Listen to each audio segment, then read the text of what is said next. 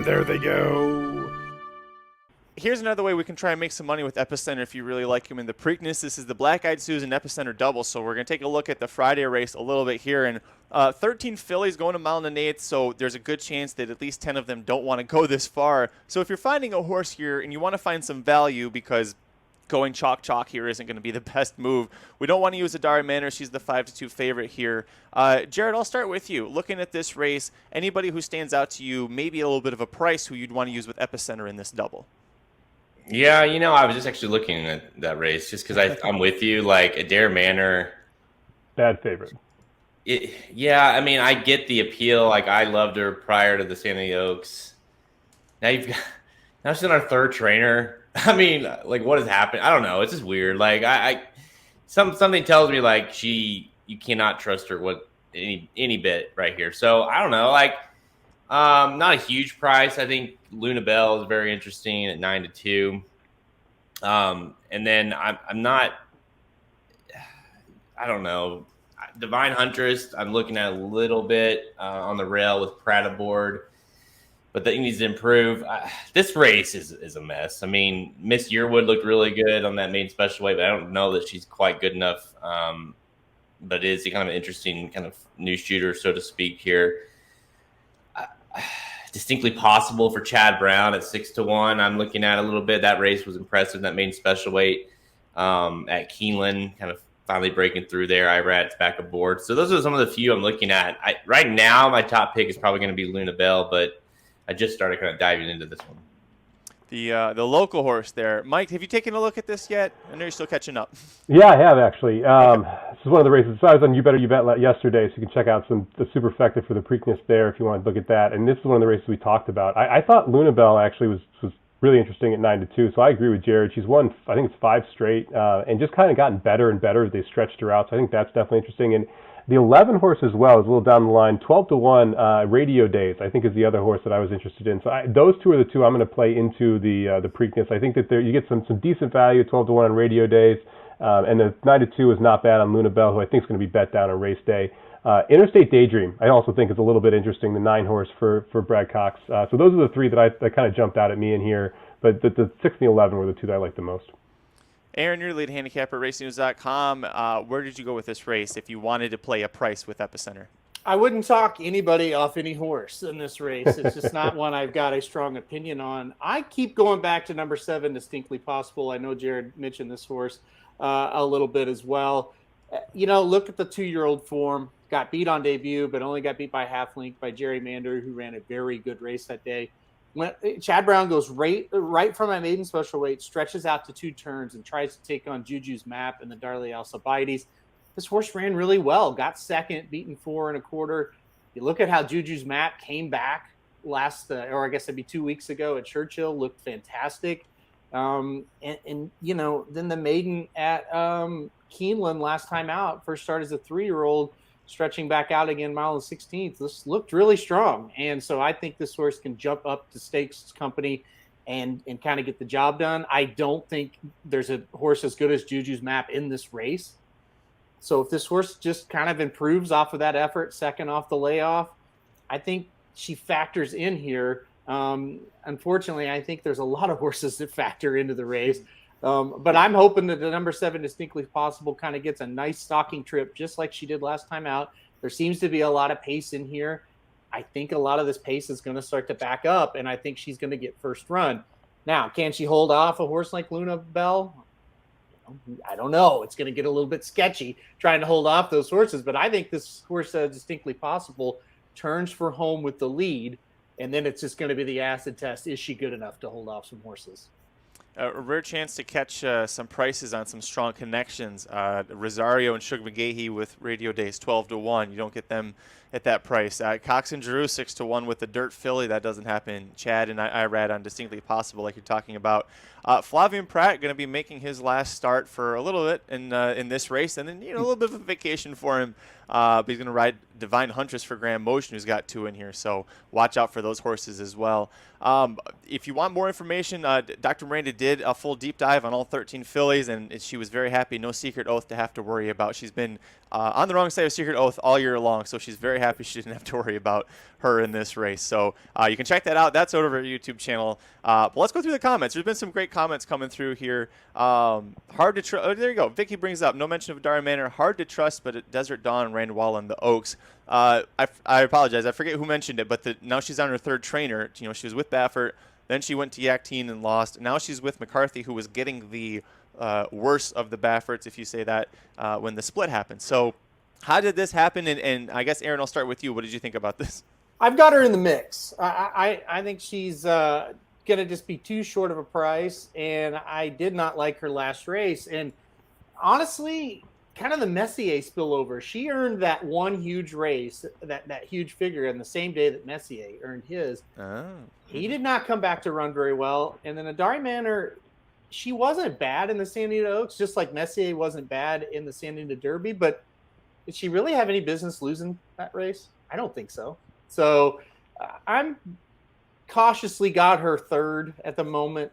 But I don't trust her as far as betting a win. Yeah, she was my, Aaron, you remember this, she was my Oaks pick for right after she broke her maiden, and she broke her maiden right at the same time Under the Stars won a graded stakes race for Baffert, and I was like, no, Dari Manor is the best one. And then she lost the Oaks to Desert Dawn at the wire, and I was like, well, she's trash. I don't want anything to do with her anymore. So I probably swung a little bit too far to the other side there on the pendulum. Jared, where do you land on a Dari Manor? Yeah, I'm kind of with you on that. You know, I was like, I was ready to, that same day, of course, as Taba and the San Diego Derby, but I was like, I was ready to say, I just need to see a Dare Manor win, and that's my Oaks horse. I don't need to think much about it. And then she lost, and I've like swung the complete other way. So maybe the hate's too strong, but I think bigger issue is the price. She's going to be bet too hard probably, and I just don't know. Like, I'm kind of now on the point where it's like, until we see Dare Manor, until we see Messier, until we see Taba, until we see these horses with Bob Baffert listed as a trainer, I just don't want to really touch them. I mean, that might be like borderline, but still, it's like, what do you always say? Like, these horses are running like shit. And a Dare Manor now on her 3rd trainer, no thanks. Mike, this is an interesting discussion here with Nick and Curtis that Messier Taba could be the next to follow suit. Maybe we don't even see them again until Baffert's allowed to run horses. I agree, Curtis. Yes. Oh, yeah, we'll see. I mean, I would be surprised if we see him as well. I think they both needed a break anyway, and you're going to see him campaign possibly up in New York. I wouldn't be shocked if they switch barns if the plan is to traverse. We'll see what the actual long-term plan for both those horses is, and I think that'll determine kind of where they end up. Yeah, a Dare Manor for me at 5-2 is just too short. That was the issue I had, especially if we're talking doubles and you're going to play Epicenter, singled on the other side. I have zero interest in betting the Dare Manor Epicenter double. That's just, it's going to be way over bet. And and if you ask me which race is more wide open, well, it's this one. So I'm going to try and find a shot in this spot versus trying to beat Epicenter, which I think is a lot less likely. And if I beat Epicenter, I'll try to beat Epicenter with the coach second choice. It's either early voting or it's secret oath. Here, you could throw a dart and any of these horses could beat a Dare Manor. So to me, this is just much more wide open. It's a better chance to take a shot against the favorite. Let me try to make a case for you. Now, again, I've not finalized my picks here, but just going through this. Let me try to make a case to you guys on the 3 Miss Yearwood. You guys say whatever. Distinctly possible. That's that horse beat last time out. Beat Miss Yearwood. That horse that race that Halterman mentioned at Keeneland going to mile 16th. Well, then Miss Yearwood came back from that race, went to a 1.25 miles, which you don't often see for 3-year-old fillies earlier in the year, but go to 1.25 miles and won by 7.25. Just beat the shit out of the field, and now you're getting here. Now the biggest thing is you're getting 20-1 on her versus 6-1 on Distinctly Possible. So if you like Distinctly Possible, isn't there a case to say Miss Yearwood maybe makes some sense there underneath, especially at such a huge price? I mean, her winning is kind of what put me to have the number 7 Distinctly Possible on top. Yeah, I mean, I get it. I kind of get the point of it. She ran really well in that race, and they were pretty clear of the third place horse in that. So, yeah, I don't hate it. I think she's very interesting at 20-1. And We'll like take charge, baby. And like I said at the beginning, I'm not talking anybody off any horse in this race. I mean, if Rich Strike was in this race, I wouldn't talk you off of him. It's a wide. Sure, you wouldn't. So, like, you could say, if you wanted to go crazy, if you really thought Epicenter was going to win, and you really think that a horse outside of Adari Manor, Luna Bell are going to win this race, you could go all but the short priced horses and then single Epicenter there, or maybe pick 10 horses here. You've got 10 horses here, all at big prices into Epicenter. If this ends up at a price, you're going to have exponentially larger than whatever your price, the horse was in that race. So if you got the budget, if you want to get a little crazy, or if you've got $10, $20 to do, Epicenter, key him in the race, or whoever you like in the Preakness, and go with the price here. Is Miss Yearwood the new Barber Road? You guys, Jared brings up Miss Yearwood and the chat explodes. Like the only one that doesn't like it is Nick, and that's just because he hates Julien Leperoux like a fool. So apparently we can kiss 21 goodbye with everyone. Oh no, you'll get 20-1 on that horse. Don't worry. I mean, I could poke so many holes in that thing and turn into a piece of Swiss cheese by the end of it. But yeah, you'll get 20-1. I'm surprised you don't like that horse. That seems like a horse right up your alley. Because it didn't improve second off the layoff, faced 6 horses in that field and won by 7 after being 12 back. That field is probably full of a bunch of donkeys. 3 and up, going 1.25 miles, running 1 mile and 1:39, and wins by 7 is not impressive. We're just going to say. Well, what usually happens in those races is there's one or maybe 2 that like the distance, and the rest of them don't. Yeah. So that kind of makes the margin what it is. Yeah. I look more of, she was 1.25 away from my top pick, but and to be fair to your point, and again, you look at it. I don't know what the time form says, but in the thoroughs, like Miss Yearwood regressed dramatically from the race she lost. She got a 5.5, or to just when she lost to Distinctly Possible, and then came back and won by 7 and got a 9. Yeah. So, but I trust Chad Brown to be able to point a horse forward more, which is Distinctly Possible's trainer, than I do Ian Wilkes, right? And I think that to me is the reason you're seeing those differences in odds, right? I mean, Chad Brown second off the layoff, you'd expect Distinctly Possible's going to take a step forward, and she'll need to win the race, but you'll expect that she does. Whereas Miss Yearwood, we didn't see that progression, and now we're hoping we see it third off the bench. Yeah, and going long. I mean, not 1.25 miles long, but you're going somewhere between the last 2. Maybe use her underneath. She could, she could be one of those horses because, like Halterman said, like maybe if we know she likes going longer, right? So at least might clunk up there for third, or third or fourth, and maybe can help balloon a try or something. What did you think about this? We can get off of this topic for a second because I forgot until Nick brought it up. Todd Pletcher, who's already got Mo Donegal going to the Belmont, he said Nesma could be a maybe for the Belmont. Like, if we could have 2 fillies in 2 of the 3 legs of the Triple Crown. That's pretty damn awesome. Well, Todd Pletcher won the Belmont with Rags to Riches, so he did win it with a filly. This horse is not Rags to Riches, not really close. Well, I shouldn't say that. She has a pretty damn good resume, and she does have the pedigree for it, like Rags to Riches did. So, if he puts her there, you kind of got to trust that he sees something, right? And he's not just doing it for the hell of it.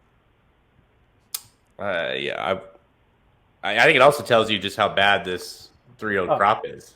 I thought you could say how bad Mo Donegal is. But yeah, so well, crop as that well. too. Yeah, that too. That tomato, right? So Chris says, let's face it, this race is a donkey Grand Prix. I love it, but a lot of future entrants in the Iowa Oaks. How dare you besmirch Prairie Meadows on this show? First you besmirch Rachel Alexandra or Zenyatta with blame talk, and then you besmirch Prairie Meadows here, Chris. You're asking to get booted here, buddy. Careful. Jared, question for you, Mr. Fantasy League owner of Command Performance. Will he run in the Belmont if Fenwick does well here? He's my last hope to get some points, just the 10 points for running. I think he's going to run in it. I mean, I'd be surprised if he didn't, just because he has been training, and he's a horse that wants to go long. He sucks, but Like that was the goal all along. I don't think it matters what Fenwick does, frankly. I think the owners have been putting him in spots he doesn't need to be in. So I wouldn't be surprised if they just threw him in the Belmont because it's a Triple Crown race. Isn't he still a maiden? Yep. I mean, don't you think you're more likely to get 5 points for the maiden victory than 10 for entering the Belmont? No. 'Cause I don't think he's going to win the maiden. No. He's going to No, I want him in the Belmont so I get 10 because that's for sure. Lock That's it like up. when Stellar Tap entered, what was it, the Rebel? Maybe I was like, yes, because I know he's not going to win like just an allowance race. So at least I got the 5 points for sure. It's Command Performance could be the first maiden to hit the board in the Breeders' Cup Classic in 2023. Like, yeah, there he is. Like he's going to be like a $2 million earner. That's the thing. He's made a bunch of 19, money. 10, and 6. That's his record. Yep.